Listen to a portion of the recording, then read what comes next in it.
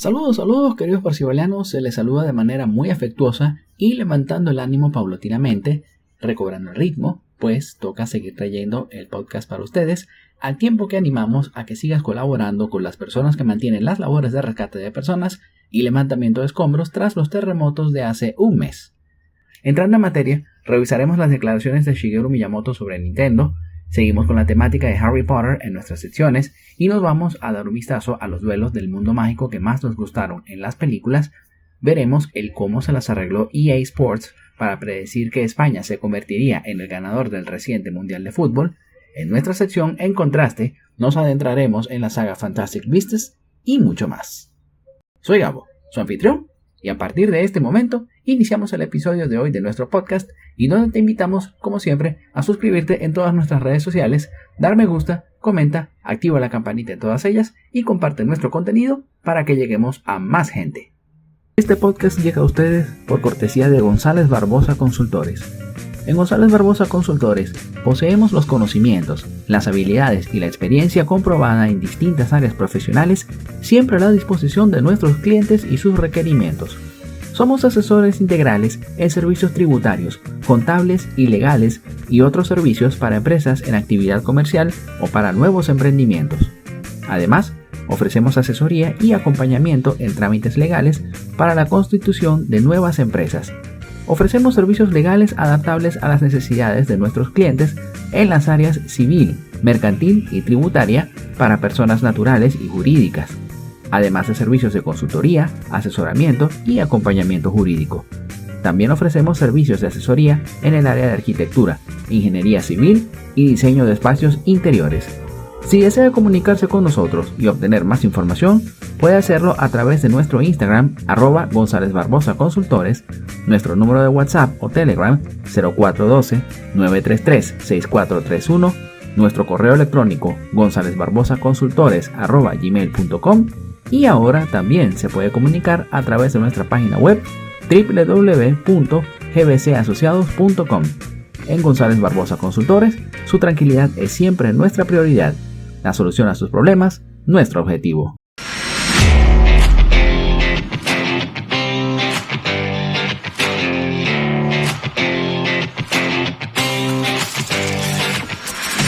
Comenzamos nuestro primer bloque de noticias hablando de algo en particular que tiene que ver con deportes y una desarrolladora que conocemos muy bien en este ámbito, así como también el pasado Mundial de Fútbol que terminó hace un poquito más de una semana.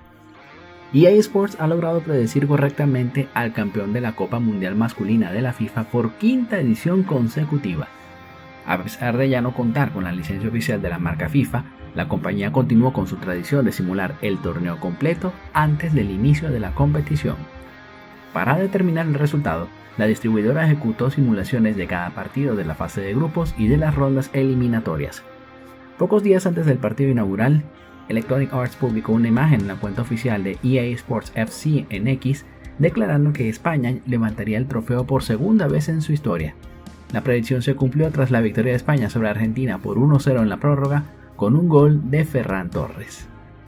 El historial acierto de la franquicia comenzó en 2010 y se ha mantenido intacto durante casi 2 décadas. En 2010 predijo correctamente el primer título mundial de España. En 2014 señaló a Alemania como la selección campeona. En 2018 acertó la victoria de la selección de Francia. En 2022 determinó que Argentina ganaría el torneo por primera vez desde 1986 y, tal como le dijimos, en 2026 proclamó a España como la ganadora antes de iniciar el certamen. A través de sus redes sociales, la cuenta oficial del videojuego celebró el hito, destacando el volumen de partidas jugadas por los usuarios. Lo dijimos, lo jugaste, España lo hizo realidad. 5 predicciones consecutivas y España levantó el trofeo más de 11 millones de veces en EA Sports FC 2026 e EA Sports FC Mobile. Felicidades por su segunda estrella. Aunque Electronic Arts ya no posee la licencia del nombre FIFA, la empresa lanzó la actualización The World's Game para EA Sports FC 2026. Esta expansión añade un modo de torneo internacional con la misma estructura de grupos que la competición real, así como nuevas selecciones nacionales licenciadas. Por su parte, el videojuego oficial bajo la marca FIFA fue lanzado como un título exclusivo en el servicio de streaming Netflix. Es una manera bastante curiosa de predecir resultados. O sea, qué locura que te tienes toda una infraestructura que te permite ejecutar simulaciones de cada partido en lo que son las fases de grupos, lo que yo conozco como primera ronda. Esa donde se están enfrentando todos los equipos que pudieron entrar al mundial para poder participar en este. Entonces, con esto en mente, me hace recordar muchísimo a programas tipo Lucha Animal que pasaban por Discovery. Ese donde se hacían cualquier cantidad de estudios en cuanto a animales se refiere, los metían dentro de una computadora, datos como por ejemplo la anatomía de un animal determinado, la fuerza que tiene al atacar, todos los detalles se meten en una computadora y los ponen a pelear entre sí a un animal y otro. Entonces, teniendo esto como base, siento que quizás y solo quizás, a pesar de que no me lo ponen al detalle en este artículo que acabamos de leer, quizás podría ser así que se puedan dentro de la sede de EA Sports hacer predicciones de lo que son los partidos como tal y el ganador del mundial.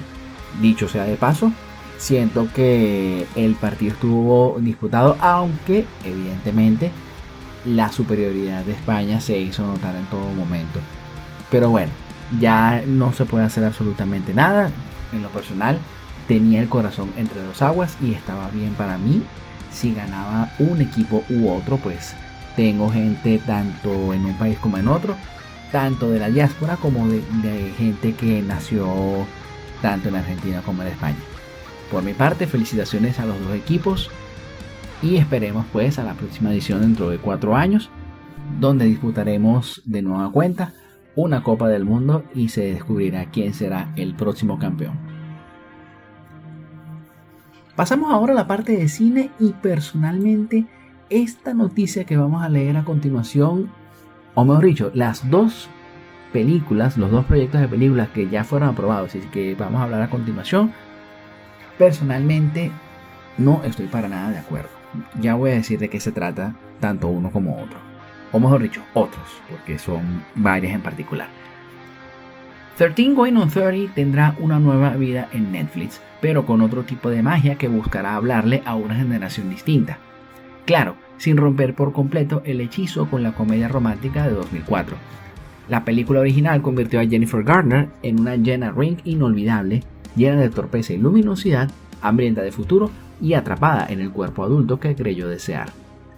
Netflix confirmó previamente que Emily Bader y Logan Lerman protagonizarán la nueva versión de 13 Going on 30. La plataforma presenta el proyecto como una reimaginación de la comedia romántica de 2004, aún sin revelar la trama completa ni una fecha de estreno. La dirección estará a cargo de Brett Haley, realizador de Violet and Finch y All Together Now. El elenco también incluye a Taylor Sackar Pérez, Jessica Alba, Adeline Rudolph, Taylor Ortega, Tim Meadows y Dan Bucatinsky. Además, Jennifer Garner participa como productora ejecutiva. La película original, dirigida por Gary Winnick, nos contó la historia de Jenna Ring, una niña vivaz de 13 años que pide ser adulta después de una humillación en su fiesta de cumpleaños. Al despertar, aparece como una editora de revista de 30 años, con una vida brillante en apariencia y muchas deudas afectivas debajo del maquillaje. Todavía no sabemos si el reboot repetirá esa misma mecánica mágica o si buscará otra vía para hablar de crecer demasiado rápido. Por otro lado, el anuncio que se hizo también por aquí del acuerdo que firmó Universal es algo de lo que también tenemos que hablar. La productora Universal Pictures adquirió los derechos cinematográficos de varios videojuegos clásicos de Atari con el objetivo de llevar algunas de sus franquicias más icónicas a la pantalla grande con aventuras a gran escala. Con este acuerdo, ambas compañías buscan demostrar el potencial narrativo de estos títulos y al mismo tiempo acercar sus historias a una nueva generación de espectadores que no tuvieron la oportunidad de probar estos juegos. De acuerdo con Deadline, el convenio incluyó los derechos para adaptar al cine 10 videojuegos clásicos de Atari, además del desarrollo de una película original que ha sido descrita como una historia que guarda la esencia de la compañía. Los títulos que forman parte del acuerdo son Adventure, Asteroids, Berserk, Breakout, Centipede, Crystal Castles, Millipede, Missile Command, Pong y Yard's Revenge.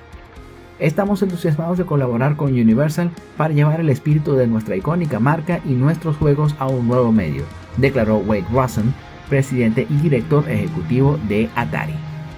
Según el medio especializado, el acuerdo nació de que el ex ejecutivo de Universal, Matt Riley, y el productor Carl Hump desarrollaran un guion inspirado en la historia y legado de Atari como empresa. Pues aquí voy con lo que les había dicho en un inicio. Por un lado tenemos la de 13 Going on 30, que debo decirlo, me gusta mucho esa película. No la considero perfecta, eso sí, ya tenemos una cinta que considero que es muchísimo mejor de ese año, como lo es The Aviator, esa es la número 1 de 2004.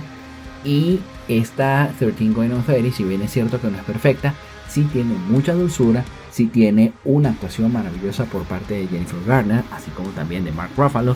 Ambos hacen una química maravillosa y el mensaje puede llegar a las audiencias para las que está diseñada la película.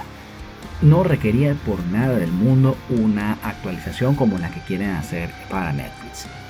Y honestamente, el que me digan si Jennifer Garner va a participar como productora ejecutiva y todo eso, me genera una duda muy seria sobre cómo podría calar de manera profunda en las audiencias de hoy y a través de una plataforma como Netflix una película como esta 13 Going on 30.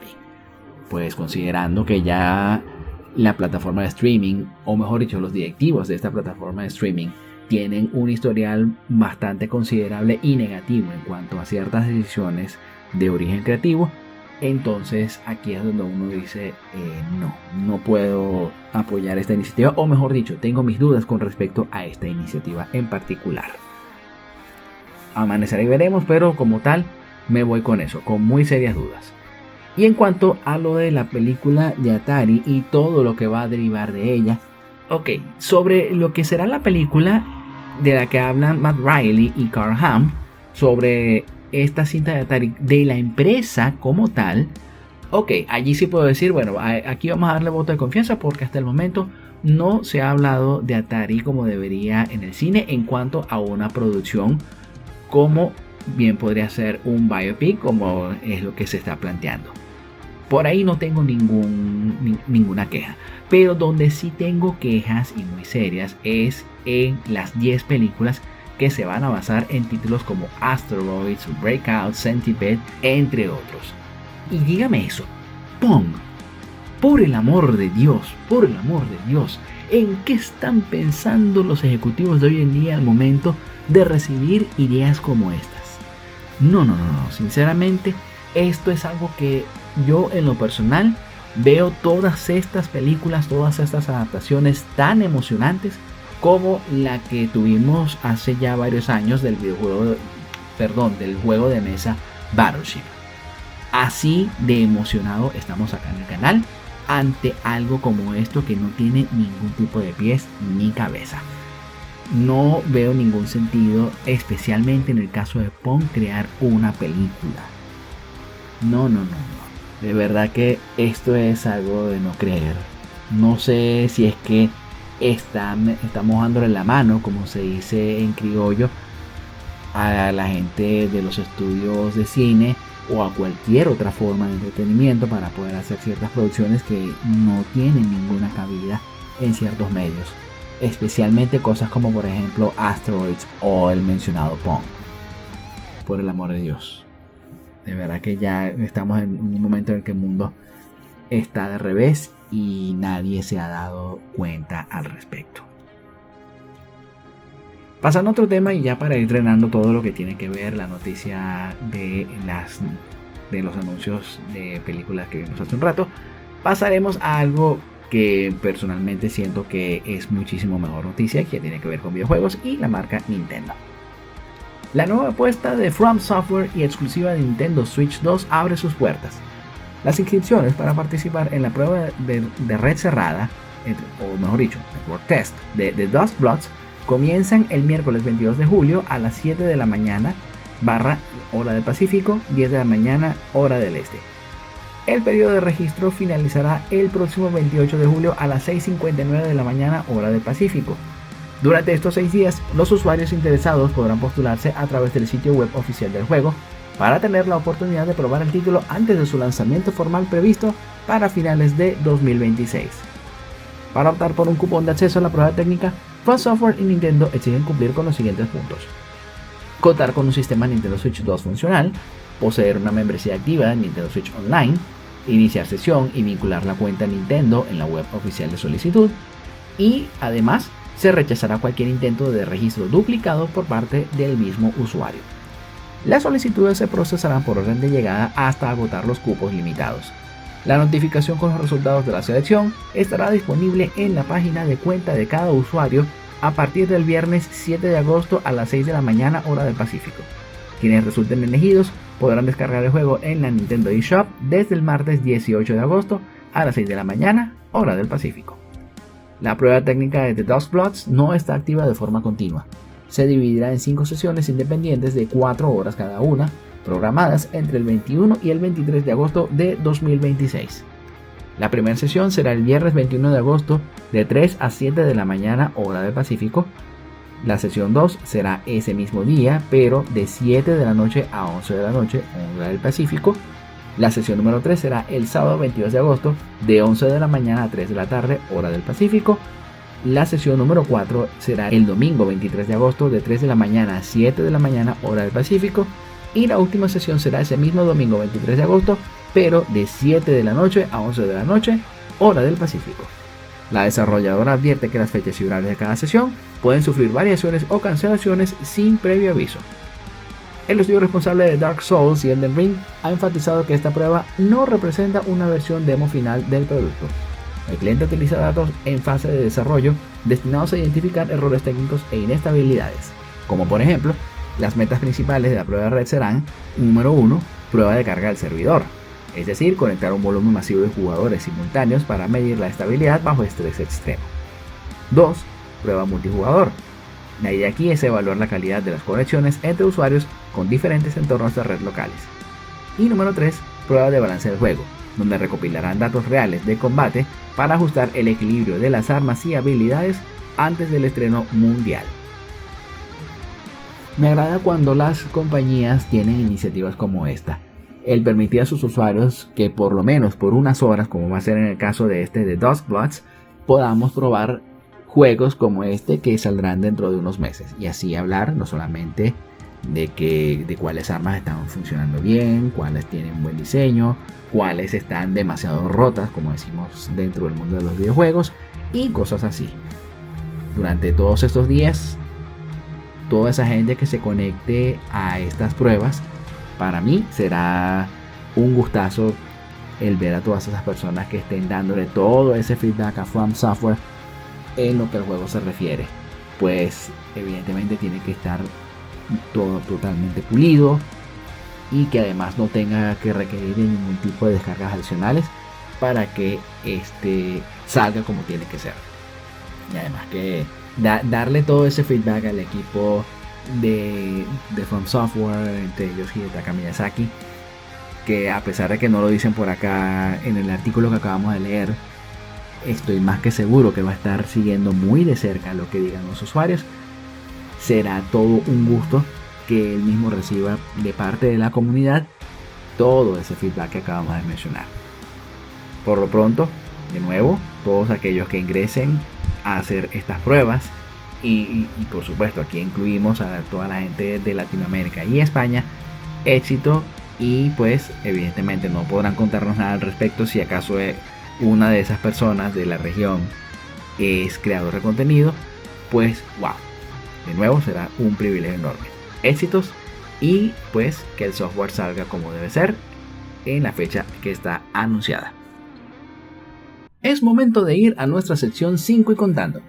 Esta semana marcamos el cierre del mes temático de Harry Potter, tanto acá en el canal como en nuestra sección de los miércoles de las redes sociales.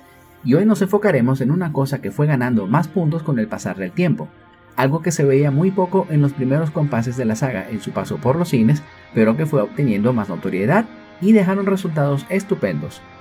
Hablamos de los duelos mágicos, esos donde se pone a prueba la pericia del mago o de la bruja cuando del dominio de las artes mágicas se refiere.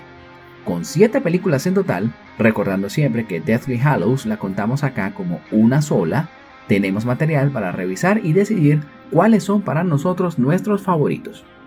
Para este conteo tomaremos únicamente aquellos combates donde vemos a los personajes con varita en mano batirse contra otros en todas las películas de la saga mágica. Además de esto, nos tocará revisar ciertos aspectos de las tramas de las películas que aparezcan en el conteo, por lo que nos toca activar la alerta de spoilers por si no las has visto aún.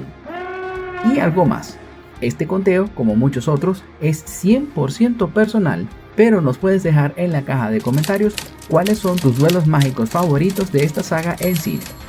Nada más que decir para introducir el tópico de este conteo, así que ponte cómodo, prepara tu varita mágica con todos los hechizos que te sepas y corre película.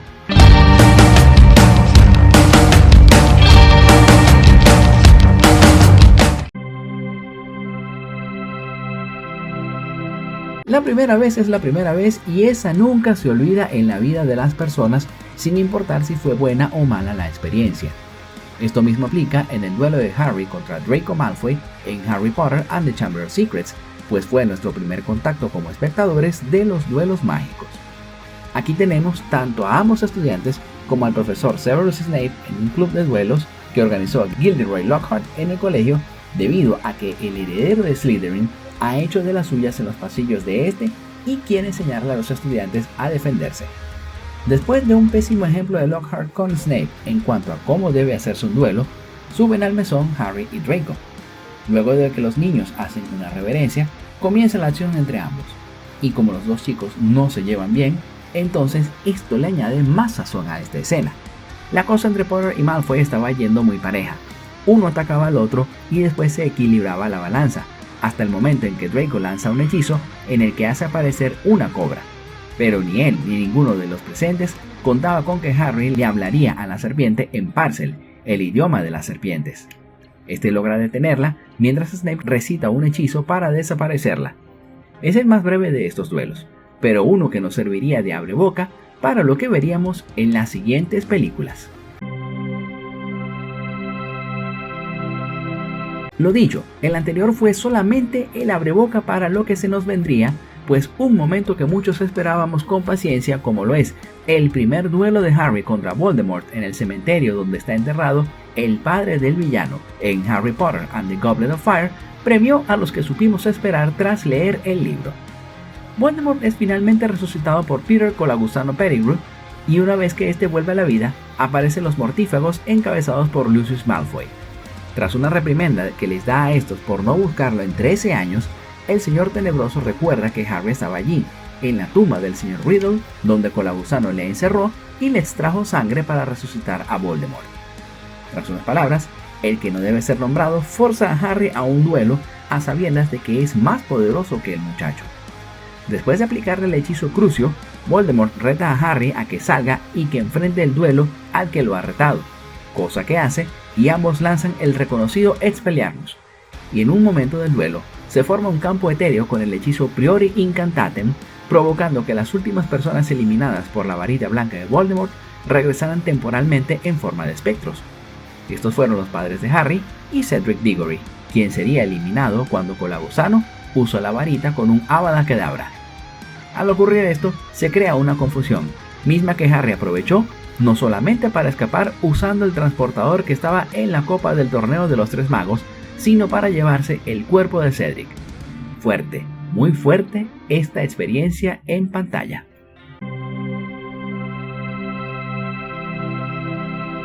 Me agradó que hubiese un momento en alguna de las películas donde tuviésemos un duelo mágico en clave femenina. Y si lo estás pensando, es correcto. Hablamos del duelo entre Molly Weasley contra Bellatrix Lestrange en Harry Potter and the Deathly Hallows. Era algo indispensable ver en la saga y finalmente esto se pudo materializar acá. Quizás me hubiese gustado ver algo de más tiempo, pero lo que presentaron, como dije, era indispensable ver en la saga.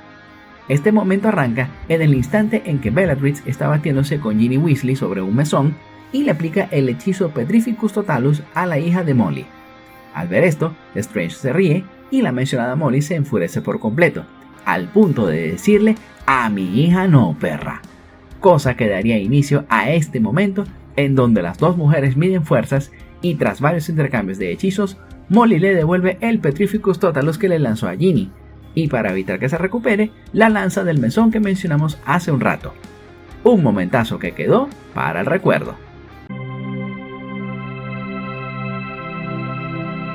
Un tiempo después de lo acontecido en el torneo de los Tres Magos, Harry volvería a Hogwarts, donde ahora se le pone como mentiroso al decir que el Señor Tenebroso había regresado, y le toca lidiar con eso y con el hecho de que Voldemort acechaba en todas partes en Harry Potter and the Order of the Phoenix.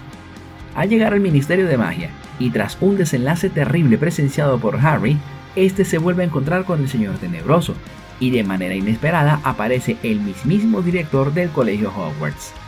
Así, daría inicio al duelo entre Dumbledore y Voldemort, dos fuerzas del mundo mágico con la suficiente capacidad para ponerse de tú a tú en el ámbito de la magia. Astillas de vidrios, hechizos, una serpiente de fuego, una bola de agua, todo recreado de una manera fantástica para que el resultado fuera algo épico. Al final, cuando Harry y Dumbledore creían haberlo vencido, Voldemort posee a Harry y provoca a Albus para que le haga un Avada Kedavra y así elimine a Harry. Más la irrupción de Cornelius Fudge, el ministro de magia, quien siempre renegó de que Voldemort había vuelto, al verlo con sus ojos queda horrorizado. Esto provocó que se reivindicara tanto a Harry como al director de Hogwarts, así como que Fudge renunciara al cargo. Esto último, definitivamente, es justicia poética. Antes de revelar la posición número 1, te presentamos un par de menciones de honor. Severus Snape contra Minerva McGonagall en Harry Potter and the Deathly Hallows. La profesora McGonagall en plena forma y no solamente para transformaciones. Sirius Black y Harry contra Lucius Malfoy en Harry Potter and the Order of the Phoenix. Tío y sobrino juntos en un duelo en el que Bellatrix lo cierra de manera dolorosa para Harry.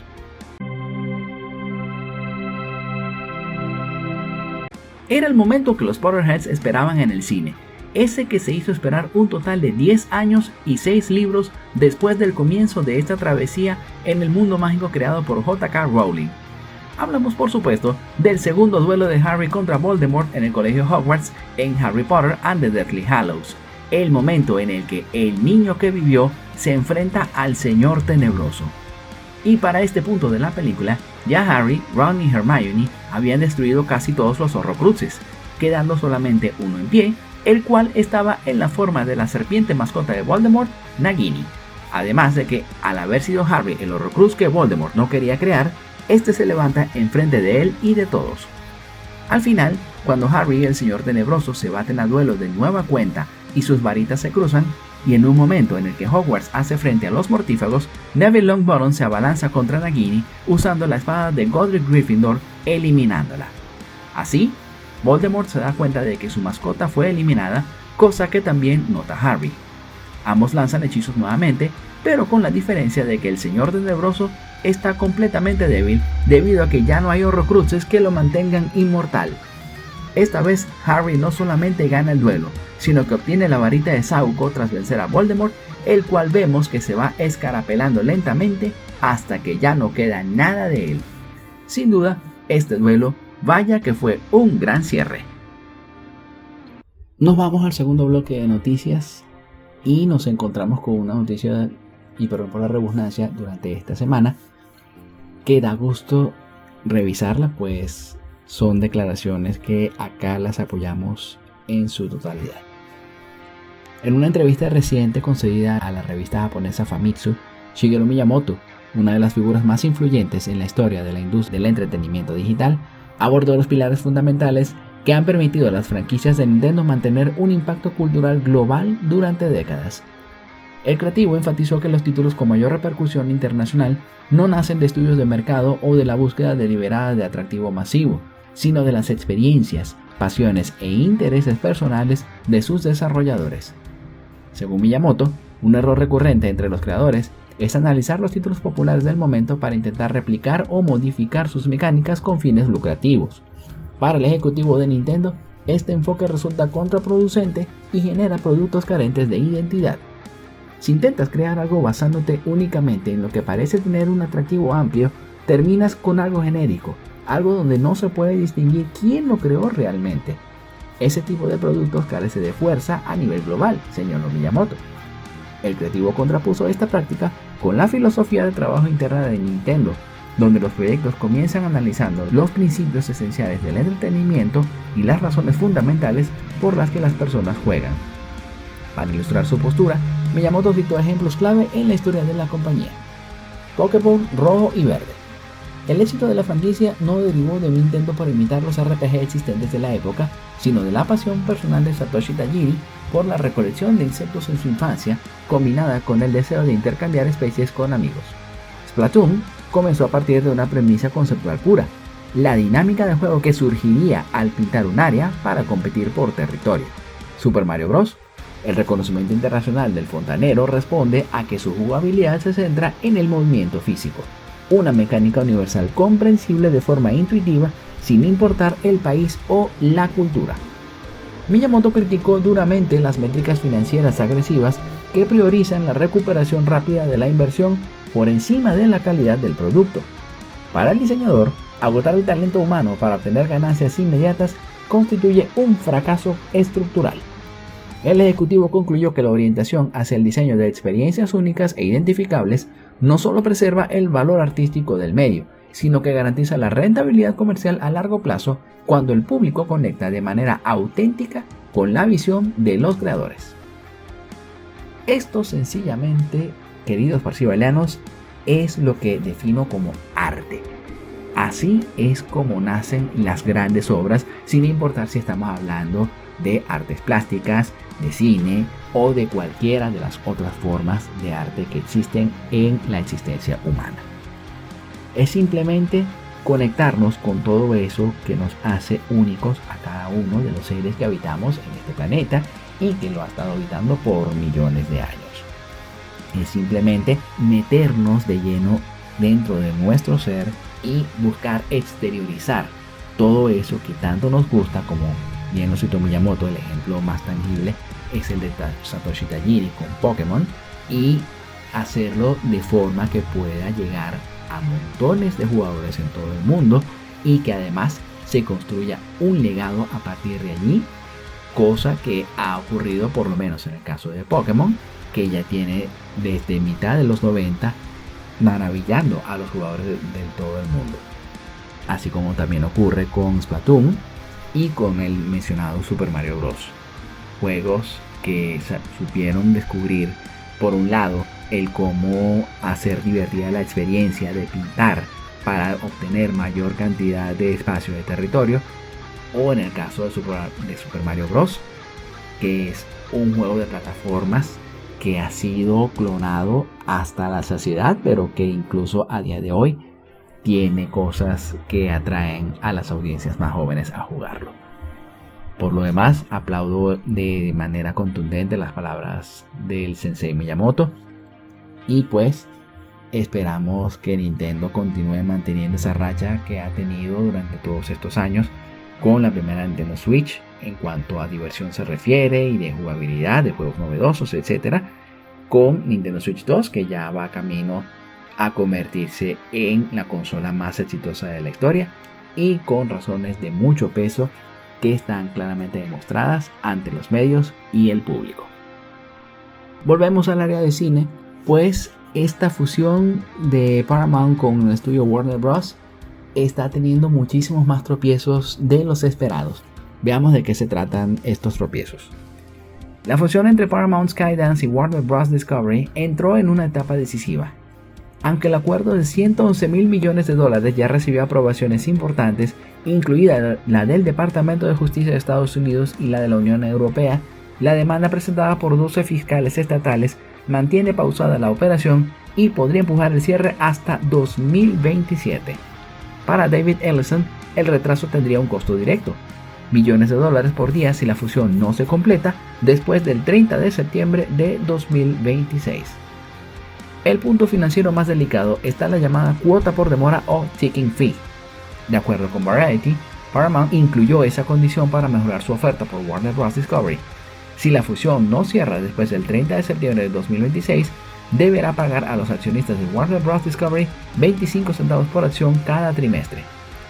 Ese pago equivale aproximadamente a $7 millones diarios según el reporte. La decisión, que en su momento reflejaba confianza en obtener pronto las aprobaciones regulatorias, ahora se ha convertido en una fuente de presión. Paramount ya superó revisiones relevantes, pero la batalla legal con los estados puede retrasar el cierre más allá de lo previsto. El acuerdo de fusión tiene como fecha de expiración el 4 de marzo de 2027, con una extensión automática posible hasta el 4 de junio de ese mismo año. Si el caso se alarga, Paramount enfrentaría costos adicionales mientras intenta cerrar una de las operaciones más grandes en la historia reciente de Hollywood. El frente más importante está en la demanda presentada el 13 de julio por 12 fiscales generales estatales, todos demócratas, liderados por California. Los estados buscan una orden preliminar para frenar la fusión hasta que se realice un juicio sobre el fondo del caso. Según Variety, la demanda sostiene que la combinación entre Paramount y Warner Bros. Discovery afectaría la competencia en 3 mercados: cable básico, grandes estrenos cinematográficos y distribución amplia en cines. El argumento se basa en que la operación uniría a 2 de los principales programadores de cable y a 2 de los mayores distribuidores cinematográficos. La jueza Araceli Martínez Holguín concedió una orden temporal que pausó la fusión por al menos 14 días y después la extendió hasta el 17 de agosto. También fijó el 3 del mismo mes una audiencia sobre la orden preliminar solicitada por los estados. Paramount, por su parte, busca mover esa audiencia a la semana del 17 o 24 de agosto y pide una audiencia probatoria de 3 días. En su resolución, la jueza escribió que la demostración realizada por los estados demandantes acredita, cuando menos, la persistencia de cuestiones serias relativas al fondo del asunto, lo cual aboga a favor de la concesión de una medida cautelar. Paramount ha rechazado la demanda estatal y la calificó como una de las impugnaciones de fusiones más débiles en la historia moderna del derecho antimonopolio. La compañía sostiene que los fiscales distorsionan la ley antimonopolio y que el mercado actual del entretenimiento no puede analizarse solo desde los estudios tradicionales, sino también frente a competidores como Netflix, Amazon, Disney y Apple. La empresa también argumenta que necesita fusionarse con Warner Bros. Discovery para unir Paramount Plus y HBO Max y competir con mayor escala en streaming. Sin embargo, la jueza rechazó que posibles eficiencias en un mercado puedan compensar daños competitivos en otro. Los tribunales han rechazado expresa y reiteradamente el argumento de defensa, según el cual una fusión impugnada generaría eficiencias económicas accesorias a la competencia en el mercado pertinente, escribió. Finalmente, el fiscal general de California, Rob Bonta, dijo que consideraría una oferta de acuerdo, pero solo si incluye remedios estructurales. No nos interesan las medidas correctivas de comportamiento, promesas vacías, promesas interesadas, promesas inaplicables, promesas que no se cumplirán, que la historia demuestra que no se cumplirán, declaró. Bonta también negó que separar CNN baste para resolver las preocupaciones. Segregar un canal de un conglomerado de medios no es un remedio suficiente para proteger a los consumidores y preservar la competencia en la industria del cine y la televisión. Aunque existen otras demandas, incluidas las de la WGA, suscriptores de Paramount Plus y un accionista contra David y Larry Ellison, la acción estatal aparece como la amenaza más seria. Abandonar el acuerdo tampoco parece sencillo.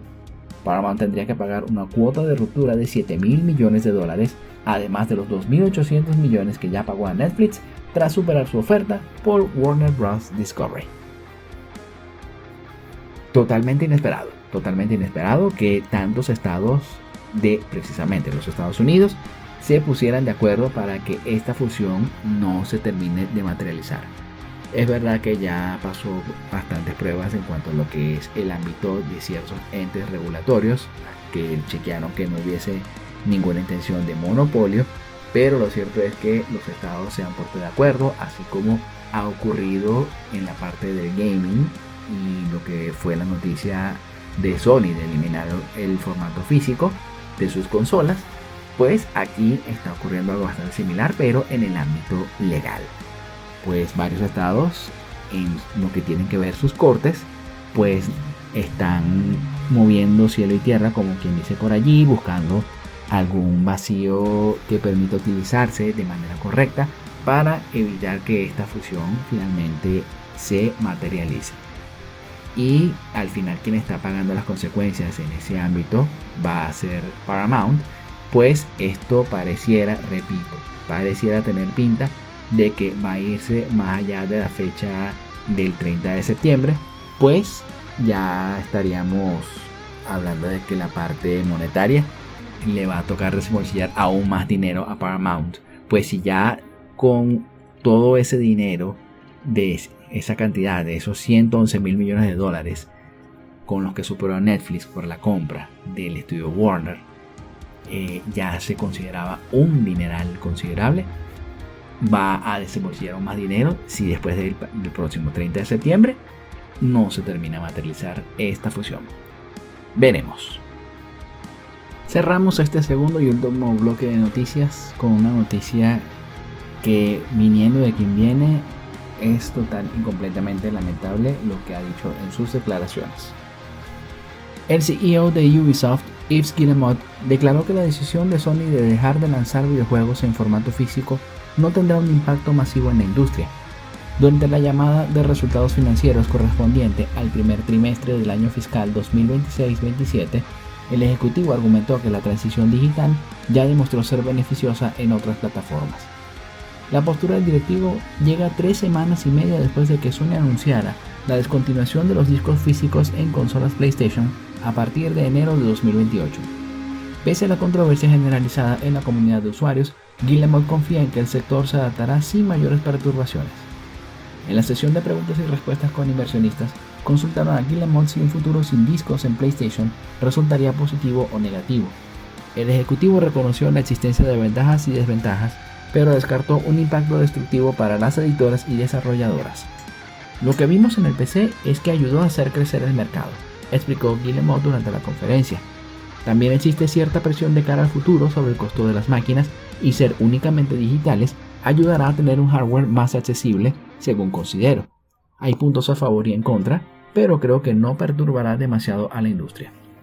El ejecutivo enfatizó que la reducción en los costos de fabricación de hardware podría traducirse en precios de entrada más económicos para los consumidores, replicando la transición exitosa vista previamente en PC. La decisión de eliminar el formato físico desató un fuerte rechazo entre los jugadores. Los canales oficiales de PlayStation en YouTube reciben oleadas de comentarios de protesta y bromas sobre la ausencia de discos en los trailers publicados, registrando una clara mayoría de votos negativos. A la par, una petición pública en el portal change.org, la cual ya firmamos, acumula aproximadamente 340.000 firmas que exigen a Sony revertir su estrategia. Sin embargo, la movilización ciudadana difícilmente alterará los planes corporativos ya en marcha. Sony avanza firmemente en la reconversión de su infraestructura de producción. Su planta principal de fabricación, ubicada en Austria, inició los preparativos para abandonar de forma definitiva la manufactura de discos ópticos. La compañía destinó cerca de 30 millones de euros en nuevo equipamiento especializado. La planta ahora producirá microlentes ópticas y ya capacita a su plantilla de empleados para estas labores. El cese definitivo de producción de discos físicos ocurrirá en enero de 2028. La postura de Ubisoft refleja la visión de varias grandes editoras que ven en la distribución digital una oportunidad para optimizar costos de distribución y logística. Aunque los usuarios continúan defendiendo la propiedad física y el mercado de segunda mano, la reestructuración millonaria de Sony confirma que el camino hacia el formato 100% digital no tiene vuelta atrás. Esto, como dijimos, es una noticia totalmente lamentable. Se puede comprender a una desarrolladora indie que tiene que lanzar sus juegos en formato digital porque le resulta completamente complicado desarrollarlos para lanzarse en formato físico, como sigue ocurriendo en las plataformas principales de videojuegos que tenemos ahorita entre nosotros. Eso es completamente comprensible. Pero incluso en el caso de estas de varias desarrolladoras indies, se ha visto que han habido esfuerzos enormes para poder traer juegos en formato físico también. Entonces, viendo esto, todavía sigo sin comprender cómo es que Sony quiere eliminar dicho formato físico de plano, olvidarse de que fue así como inició su andanza en la industria, y que además venga gente como este señor Yves Guillemot y de unas declaraciones como estas, donde se nota que no está viendo las cosas como deberían verse, que debería más bien continuar apoyando el formato físico. Pero si estamos hablando del mismo señor que tiene marginado a un personaje como Rayman dentro de lo que han sido el marco de lanzamientos durante estos pasados años, y que no es sino hasta ahorita que finalmente se acordó de que existe un personaje que también lanzó a su plataforma, a su desarrolladora, a lo más alto. Es por este tipo de cosas que Ubisoft se encuentra como se encuentra a día de hoy. Es por este tipo de razones que lamentablemente la industria de los videojuegos se está viendo con cierta aversión hoy en día, pues sabemos que este no es un ocio barato, y que además requiere de una inversión para poder disfrutarse, no solamente en cuanto a lo que es la consola o la PC propiamente dicha, sino también invertir en cosas como controles, además de los respectivos juegos, porque de eso es de lo que vive esta industria. Pero si viene gente como Yves Guillemot y da declaraciones como esta, entonces qué futuro el que se vislumbra para la industria. Y pues no queda otra más que continuar levantando la voz para que Sony, aunque parezca imposible, revierta la medida, pero ya, como dijimos hace un momento mientras leíamos, no parece probable. Y es increíble que una empresa que se valió del físico para poder salir adelante sea la que lo mate, por lo menos en sus plataformas. Y lo peor de todo es que podría llevar a que otros hagan el mismo movimiento. Increíble, pero cierto. Terminado el último bloque de noticias, nos vamos con nuestra sección En Contraste. Tal como lo habíamos prometido hace poco, hoy revisaremos en esta sección las películas del único spin-off que se ha hecho basado en el mundo mágico creado por J.K. Rowling, Fantastic Beasts. Durante el año 2001, Rowling le pareció divertido el tema de las criaturas mágicas que han aparecido en sus libros, y le agarró cariño a este tras ir desarrollándolas en los libros. Este material impreso, Animales Fantásticos y dónde encontrarlos, se imprime en dicho año 2001, pero lo firma bajo un seudónimo que sería eco hasta nuestros días, Newt Scamander. De acuerdo con la información que recabamos para preparar esta sección, Rowling destina el 80% del dinero de cada ejemplar vendido a la ONG Comic Relief, la cual se apoya en iniciativas de caridad como el conocido Red Nose Day. Y varios años después, se hace el anuncio oficial de que se lanzaría una película inspirada en este libro. Aquí daría inicio una serie de aventuras protagonizadas por el magizoólogo Newt Scamander, que interpretaría a Eddie Redmayne y se haría acompañar de otros personajes como Porpentina, Tina Goldstein, que interpreta a Catherine Waterston, Queenie, la hermana de Tina, interpretada por Alison Sudol, el Jacob Kowalski, que interpreta a Dan Fogler, y el auror Percival Graves, interpretado por Colin Farrell. Con ellos iniciamos el viaje a estos eventos que antecedieron a los protagonizados por Harry Potter. Ya tenemos información más que suficiente para poner a las 3 películas de Fantastic Beasts en contraste. Por supuesto, solamente mencionaremos 2. Así que ponte cómodo, vuelve a preparar tu varita mágica con todos los hechizos que te sepas y corre película.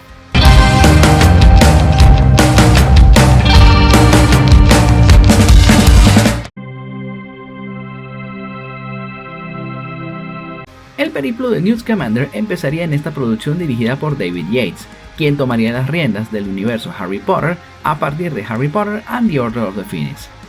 Aquí acompañamos a Newt, quien viaja al Nueva York del año 1926 con una maleta que alberga criaturas mágicas. En su caminar por la ciudad se le escapa un escarabato, una criatura parecida a un ornitorrinco pero de color negro, que gusta de todo aquello que sea metálico y que contenga gemas. Scamander es detenido por Tina, una ex auror, y lo lleva al Nakusa, el Magicongreso único de la sociedad americana, es decir, el equivalente al Ministerio de Magia inglés. Es cierto que acá no tenemos a personajes como Harry, Snape y similares, pero esa precisamente es una de sus virtudes, la de poder sostenerse por sí sola sin tener que recurrir a personajes de más peso en este universo. Y aunque tiende a ser predecible en su desarrollo, así como de algunas lagunas en la línea de tiempo de la historia principal, tiene momentos que hace que gane puntos con los seguidores de la saga creada por Rowling. Uno de ellos es el de la imaginación que derrocha en cuanto al diseño de producción y de criaturas. De igual forma, si bien es cierto que presenta taras a nivel escrito, como la mencionada de la línea de tiempo, también lo es que contiene los suficientes giros como para deleitar a quien se siente a verla. Bien, de verdad que vale verla. Puedes hacerlo si aún no la has visto a día de hoy. Luego de la primera película basada en los Animales Fantásticos de Rowling, tuvimos dos más, The Crimson Grindelwald y The Secrets of Dumbledore. Digamos que la cosa no salió como debía. La primera triunfó y todo cambió en el seno del estudio y de la autora, pues lo que se había planteado originalmente como una trilogía, ahora serían un total de 5. Esta The Crimes of Grindelwald marcaría la segunda parte de una producción que vendría de una primera cinta que fue bien recibida por la prensa y el público. Acá también tendríamos nuevos personajes como Little Strange, que sería interpretada por Zoe Kravitz, Theseus Scamander, el hermano de Newt, que interpretó Callum Turner, así como un Albus Dumbledore joven que hizo Jude Law y el Gellert Grindelwald de Johnny Depp. Si esta película no triunfó, no fue por el escándalo que acompañó a Depp en aquellos años tras recibir una denuncia de quien fuera su esposa, Amber Heard, por violencia doméstica, y grupos de seguidores del mundo mágico que rechazaron su elección para formar parte del elenco, sino el cómo vendieron esta cinta en los trailers, cometiendo el peor error que puedes cometer con tu producción, como lo es contar muchísimo de tu película en el trailer, faltando X cantidad de tiempo para salir en los cines, adelantando cosas que ya después van a carecer de emoción, de ese wow que la audiencia diría al verla en circunstancias normales. Esto lamentablemente jugó en contra de la película. Y sí, también le salpicó el escándalo de Depp, así como que seguiría habiendo imprecisiones de la línea de tiempo de la historia principal con la aparición de ciertos personajes ya conocidos. Muchos de estos errores se subsanaron en The Secrets of Dumbledore, pero ya muchos daños se habían cometido y llevaron a que el estudio Warner Bros. Enterrara esta saga y que se quede sin final. Hemos llegado al final del podcast de hoy. Te damos las gracias por llegar hasta el final de este episodio. Y si te gustó, comenta, dale me gusta, compártelo y activa la campanita para que recibas las notificaciones del nuevo contenido. Te esperamos la próxima semana con un nuevo episodio de El Mundo de Parzival Podcast. Y recuerda seguir colaborando en todos aquellos lugares donde puedas poner tu grano de arena para ayudar a levantar a todos esos lugares afectados por los terremotos recientes. Hasta entonces y Excelsior.